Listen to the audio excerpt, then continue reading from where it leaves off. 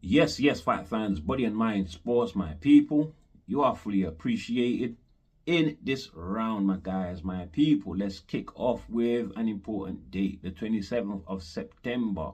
We are going to be having Tottenham Hotspur at home versus Wolves, my guys, my people. Tottenham, who is number 17 in the Premiership League table. So they are fourth from bottom, my guys, my people. Doing just one better than them is of course Wolves, who are at number 16, and this is an important match for those two teams looking to improve on their current poor form, my guys. So good luck to both teams, my guys, my people. But that is trouble to us boxing fans, because that particular date, September the 27th, they were targeting for Chris Eubank Jr. versus Conor Benn, the rematch to take place in Tottenham. So two events clashing on the same day.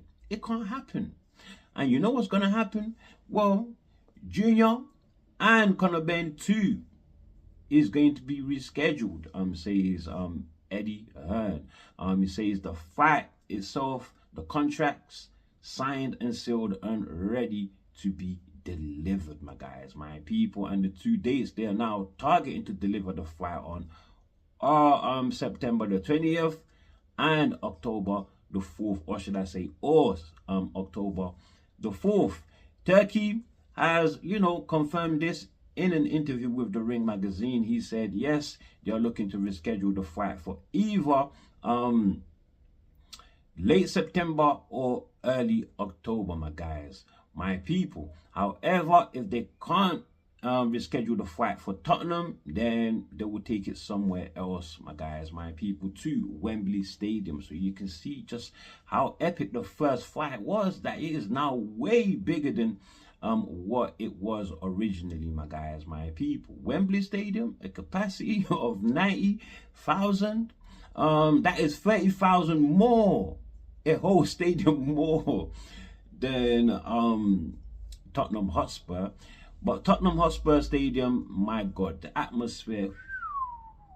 Listen, everything about that first event there was absolutely wow. The Ring magazine, even the Ring magazine logo is wow, my guys, my people. Turkey is wow, right? First and foremost. And then the event itself, the production, the promotion, wow, all the way leading up to the fight. The two fighters' performances, wow. But the biggest wow factor was Chris Eubank Sr. turning up at the event after he said, I don't want no parts of this event here, my guys, my people. So nobody was expecting him. And what a big surprise that us fans are going to cherish for the rest of our lives. This generation of boxing fans, that is etched in their memory to the day they die, just as it is etched in history itself, my guys, my people. But let's be real, nobody that paid a ticket to watch that fight there, right, went to watch Chris Eubank Sr. Nobody paid a ticket to go and watch him because nobody expected him to be there. So you can conclude that every person that suffered to buy a ticket to watch that match went to witness Chris Eubank Jr. and Conor Benn. They made the show ultimately, with a super performance. They didn't let nobody down, my guys, my people. They lived up to every expectations and surpassed some people's expectations. So some people didn't think it was going to be a good fight to watch, but look, it was a great show, my guys, my people. And I say, let's get it again. This time around, no rehydration clause on Chris Eubank Jr. Please, all the controversy, throw it all out the window. No rehydration clause at all. We don't need that. We need two fighters performing at their peak, my guys, my people, so that we know their true greatness. So we want them to be at their peak conditions. So we know their true greatness, my guys, my people. The first fight, of course, Junior won, but I don't think it had everything to do with him being bigger. I think skills played a huge part, my guys, my people, and I think that Conor Benn ultimately came with the wrong game plan. With a better game plan, a better fight, you could possibly do better and make it a much better fight, my guys, my people. You know, you could make it a much better fight. I'm not saying you'll win, but it would be a much better fight, especially as both fighters now are well acquainted, first-hand experience of one of each other's styles, my guys, my people. Very much as Better Beef Bivol 2 was a much better fight than the first one, my guys, my people. Let's get this fight pronto on to the next one, my guys, my people. Very important day in the sport of boxing. That is the 19th of July.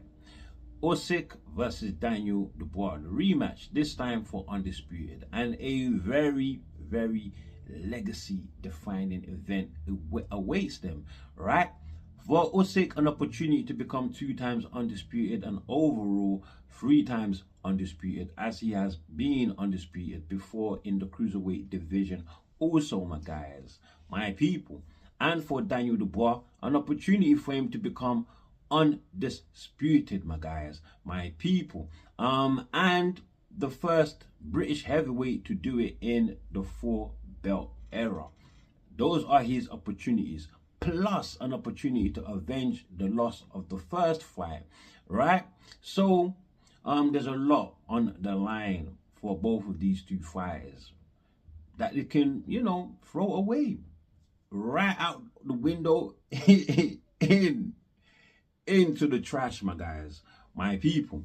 But look, the news of Usyk and Krassyuk going their separate ways, it couldn't have come at a worse time, my guys, my people, as Krassyuk, now Usyk's former promoter, he was the one that blew the whistle on that news via social media just what, 3 days ago or so. I think 4 days ago now. Yeah, about 4 days ago.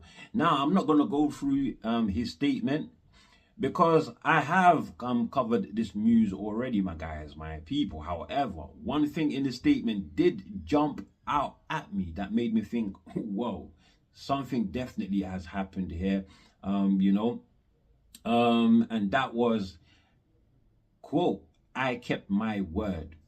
To me, that looks like somebody saying, why are you doing this to me? I've always been loyal to you, right? So it's like, I've done nothing to you. Why are you being so irrational and abrupt? Because this is irrational. To me, this is absolutely irrational because they are in the middle of an ongoing event, my guys, my people. Krassyuk, who has already attended the first presser to their fight, to the Usyk Dubois 2 fight, my guys, my people. So why get rid of him in the middle of the event? Does not make no sense at all, my guys, my people. Well, so to me, it looks like either Krassyuk maybe has done something wrong or Usyk has done something wrong, and that is why they are splitting, or maybe somebody is getting cold feet about this Dubois fight and they becoming very, very vocal about it.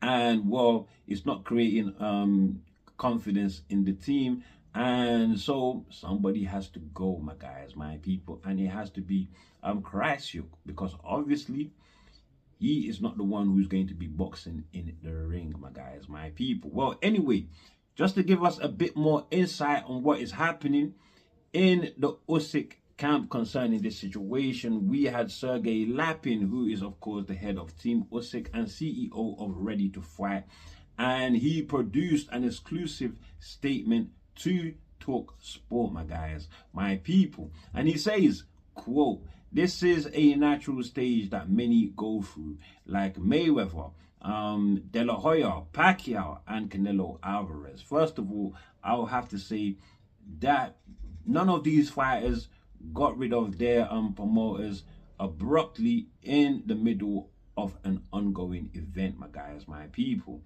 You know, none of them did. Right, first and foremost. So this is not a natural stage that everybody goes through. It is simply not, my guys. This is the first I've heard of in the sport of boxing where a promoter leaves just abruptly. This is news to me, my guys, my people. Now I know that when Ryan Garcia and Gervonta Tank Davis had their fight in the post presser, Oscar wasn't there. Oscar wasn't there. Neither was Bernard Hopkins. But still, that was nothing like this. Nothing like this. Because Ryan is still with Oscar. Ryan is still with Oscar to this day, my guys, my people. Well, anyway, let's move forward because Lapin still had more to say out of his big mouth, right? Because he's just talking, not giving us nothing at all. Well, anyway, I still have to go through it. This is what he says, right, concerning Usyk. He has a strong professional team that has long taken over key areas, from training to brand development. So what that sounds like to me is that they are getting rid of the person that they don't need. Basically, they don't need a mouthpiece, a promoter, my guys, my people, because Usyk is at the end of his career, my guys, my people. And I'm thinking maybe this Dubois fight may be his last fight, even though he has said he has 2 more fights after this.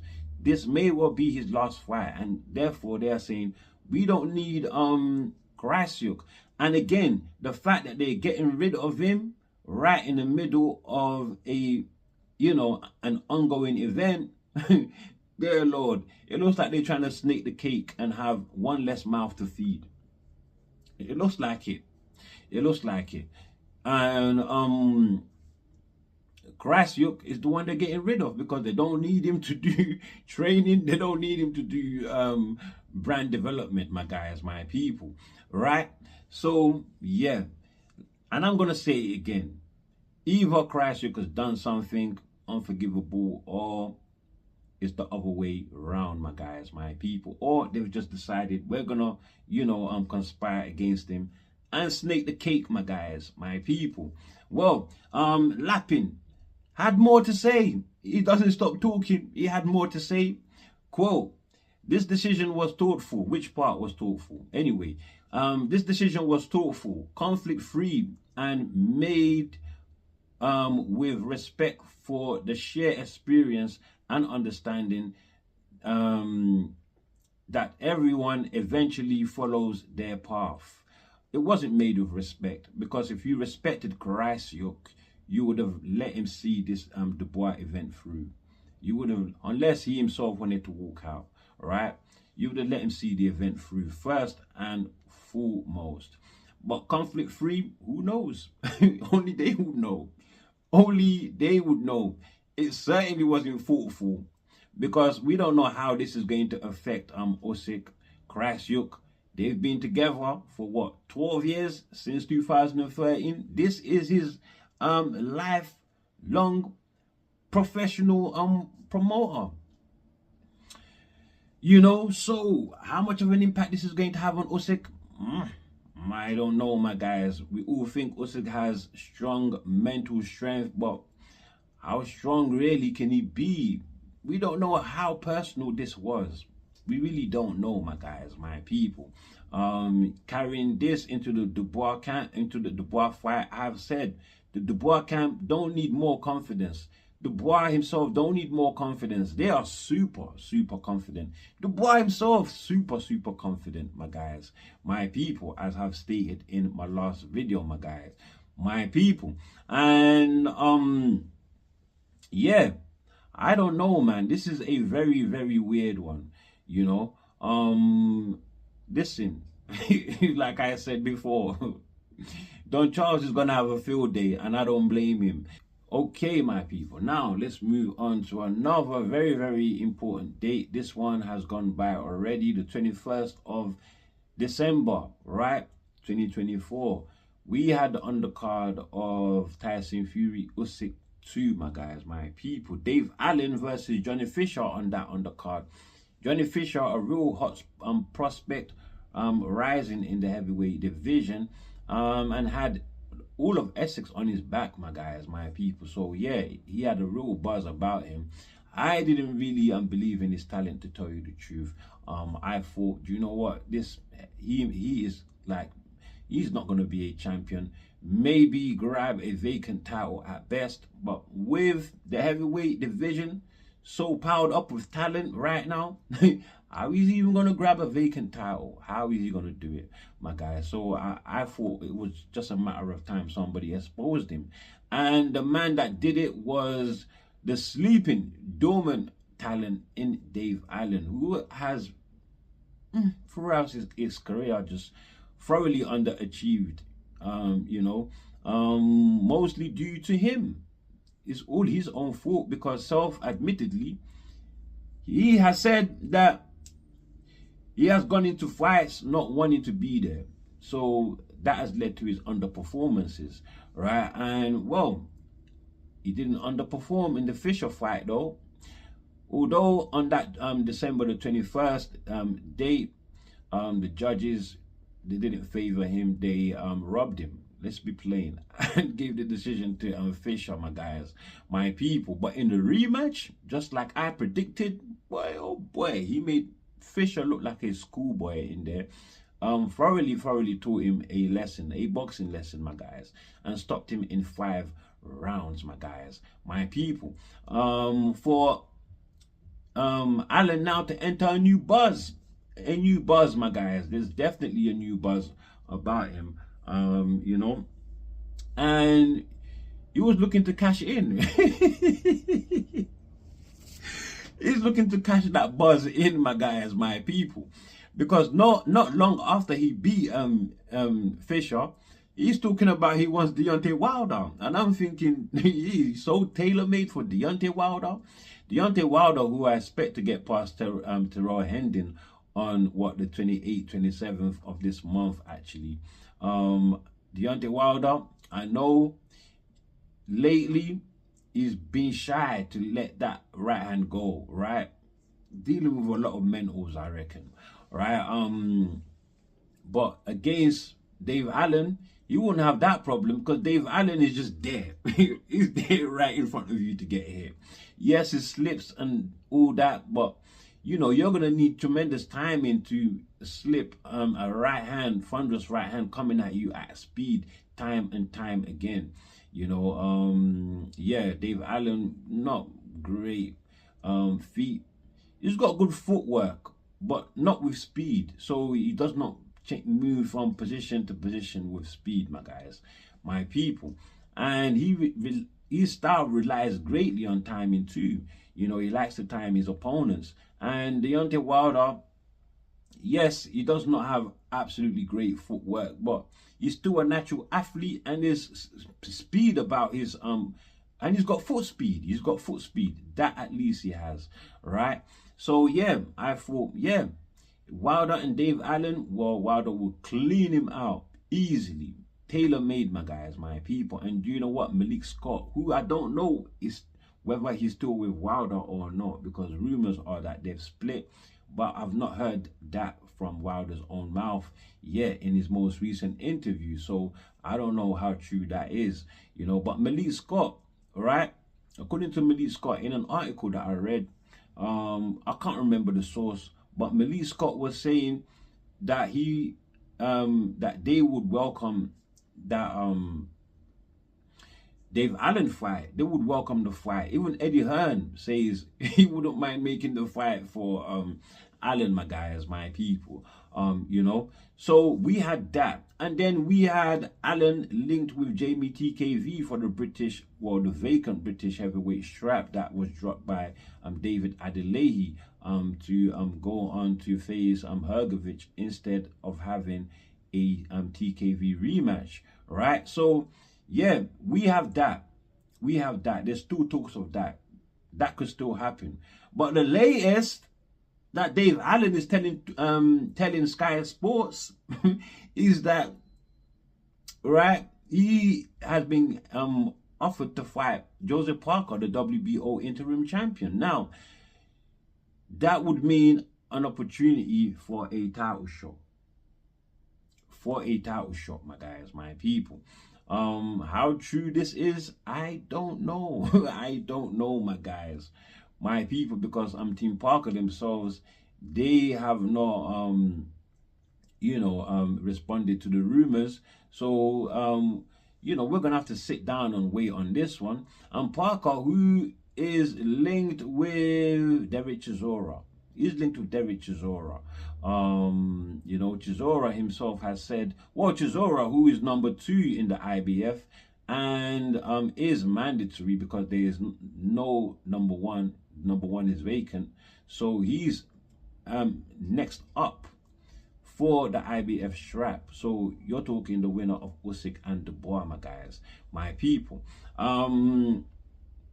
And Gustavo Oliveira, according to Chisora, he says he's been promised that his position will stay intact in the IBF, my guys, my people.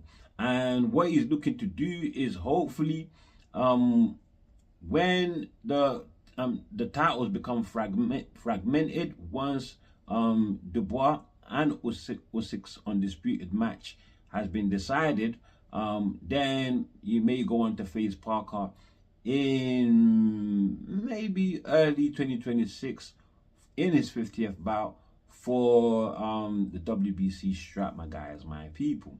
But